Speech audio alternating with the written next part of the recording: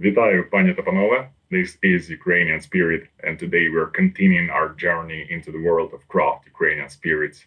Today we have a distillery that's called S1.E3 which roughly translates as a garden and a distillery. And the man behind this distillery, a man who had three different lives, and we'll represent each of these lives by a separate drink from this collection. And I'll tell the story in three sections. Let's start. So, a man behind this distillery, his name is Aristarch, which is not his real name, but this man initially was a priest. And priests usually in Ukraine produced a lot of alcohol, as around the world monks brewed beers or made some other spirits. And Ukrainian tradition actually is to have quite sweet spirits, usually with fruits, because Ukraine has lots of fruits. So today's bottle, it's called Vyshniashka, which it means cherry. So cherry brandy or cherry liquor, we'll see. It is 25%, and it was grown and distilled and bottled in Ukraine by Aristar and his colleagues. So let's pour a bit of this ruby colored, wonderful liquid in slow mo.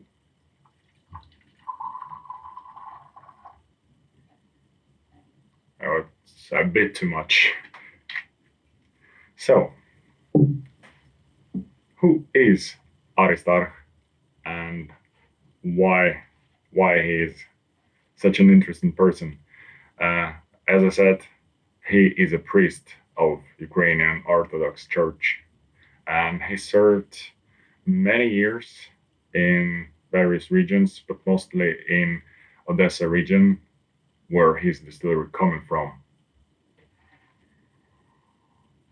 Base alcohol for this drink is something like grape, which is Italian distilled grape. So it has this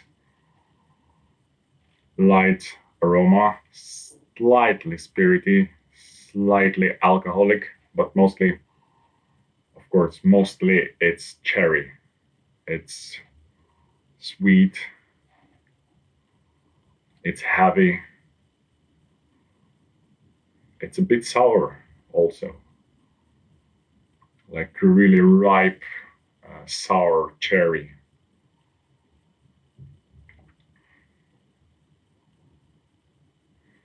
Yeah, definitely sourness, but I feel some spirit notes. So it's 25%. It's not light drink. So let's taste it.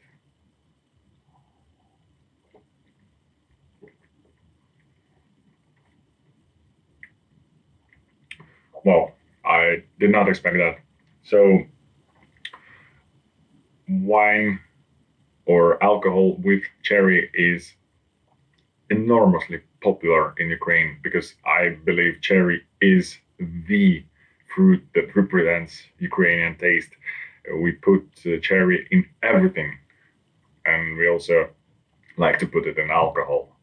And usually it's very sweet and also heavy because typically it's either made at home with vodka and cherry juice, which is probably how they made it.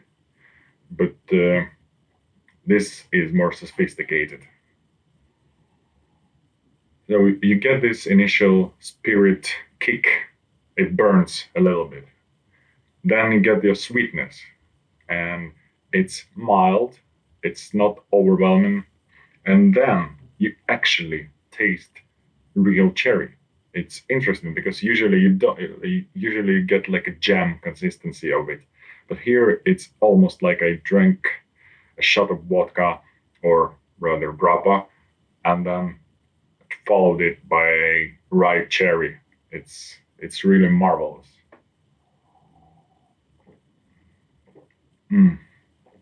I can drink this whole bottle in one sitting. It's amazing. I probably shouldn't. Probably you shouldn't either. It's it's fragrant to the point of like cologne. It's that good. You can wear it.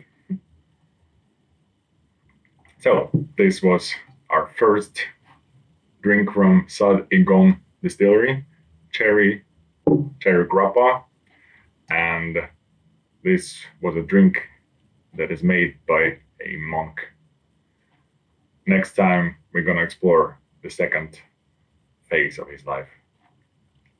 Witaju.